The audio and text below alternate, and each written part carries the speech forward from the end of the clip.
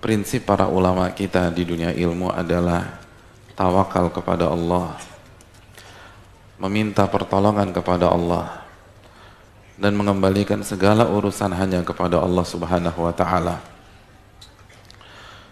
Dan ini atmosfer dunia ilmu, hadirin.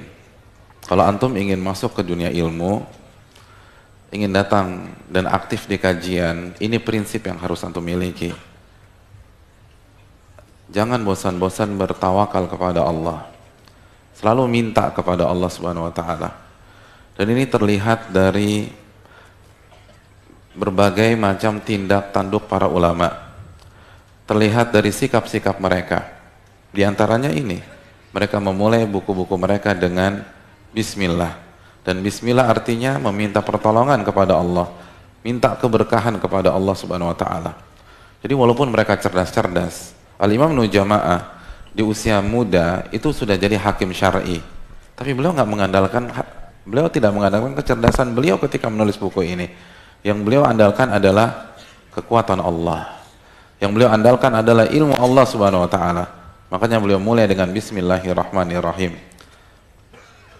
Dan di antara potret para ulama tentang masalah ini, bagaimana mereka menamai buku-buku mereka.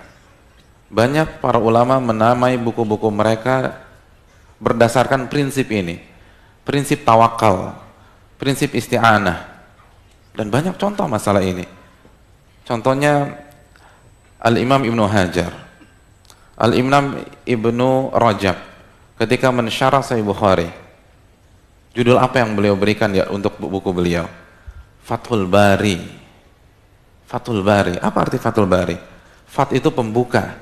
Al-Bari salah satu nama Allah Subhanahu wa ta'ala. Itu judul buku, itu ada filosofinya. Artinya, saya tidak akan bisa menulis syarah Bukhari kecuali dibuka oleh Al-Bari Allah Subhanahu wa ta'ala. Allahu Akbar. Dari judul buku aja sudah melambangkan ketawakalan seseorang. Dari judul buku saja sudah melambangkan ketergantungan seseorang kepada Allah Subhanahu wa ta'ala. Al-Imam Syaukani punya buku tafsir, judulnya apa? Fathul Qadir. Al-Qadir adalah nama Allah Subhanahu wa ta'ala. Jadi beliau ingin mengatakan, saya nggak akan bisa menulis buku tafsir seperti ini kecuali dibuka sama Allah Subhanahu wa ta'ala. Secerdas apapun mereka nggak bisa. La haula wa la quwata illa billah. Tidak ada daya dan kekuatan kecuali dengan petunjuk Allah Jalla wa ala. Di antara mereka ada yang istikharah sebelum mencantumkan hadis, sebagaimana yang dilakukan oleh Imam Al-Bukhari. Sebelum menyantumkan hadis istikharah. Sebelum menyantumkan hadis istikharah. Sebelum menyantumkan hadis istikharah. Jadi antum bayangkan, untuk satu buku saja ribuan kali beliau istikharah. Dia mau ngapain sih? Mau ke Singapura? Enggak. Nyantumkan hadis. Jelas-jelas syar'i. Jelas-jelas sebuah ibadah. Tapi khawatir, kalau saya mengandalkan kecerdasan saya, jangan-jangan salah menyantumkan. Babnya sama hadisnya nggak nyambung. Atau mungkin hadisnya bermasalah.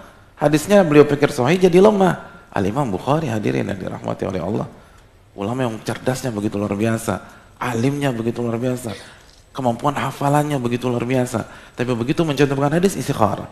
Istikharah, istikharah, istikharah. Istikharah artinya meminta pandangan dan tuntunan dari Allah Subhanahu wa ta'ala. Istikharah artinya meminta advice dari Allah Jalla wa ala. Itu orang cerdas. Yang cerdasnya ribuan kali daripada kita. Istikharah setiap menyantumkan hadis. Ribuan kali istikharah hanya untuk satu buku.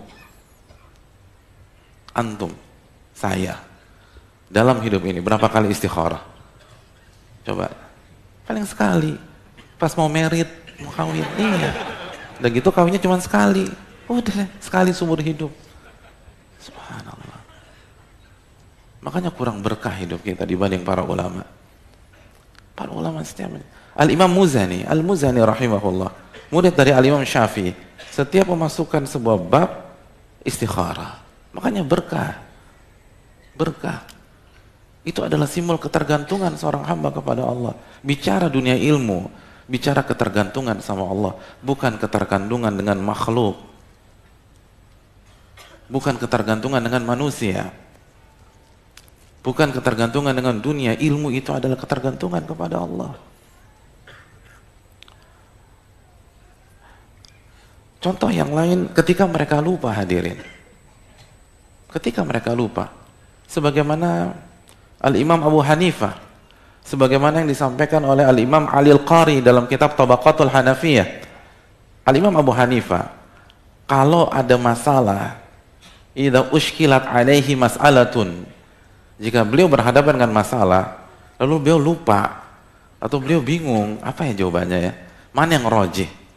Apa kata beliau? Beliau bicara di hadapan murid-muridnya, ini pasti gara-gara dosa yang pernah saya perbuat. Saya perbuat. Bukan antum perbuat, bukan, saya perbuat. Imam Abu Hanifah bicara di hadapan para murid-muridnya. Ini gara-gara dosa. Yang bikin saya lupa nih, ini dosa nih. Tapi bukan nyalain murid-muridnya, kayaknya saya yang berdosa. Lalu beliau istighfar, dalam riwayat beliau salat kepada Allah Subhanahu wa taala. Beliau salat. Dan ini sesuai dengan sabda Nabi. Nabi mengatakan Nabi itu idza hazabal amru faza ila shalah. Nabi itu kalau ada masalah, salat 2 rakaat. Sebagaimana hadis yang dikeluarkan oleh Imam Abu Dawud. Salat. Karena tergantung sama Allah. Karena mereka paham benar firman Allah dalam surat Al-Baqarah ayat 45, wasta'inu bis sabri was salah. Minta pertolongan kepada Allah dengan sabar dan salat. Makanya ketika mereka berharap buku mereka seperti Sahih Bukhari, seperti Mukhtasar Al-Muzani, beliau berharap buku-buku mereka ditolong oleh Allah, salat tuh. Salat. Kita lupa salat. Kita jarang minta pertolongan.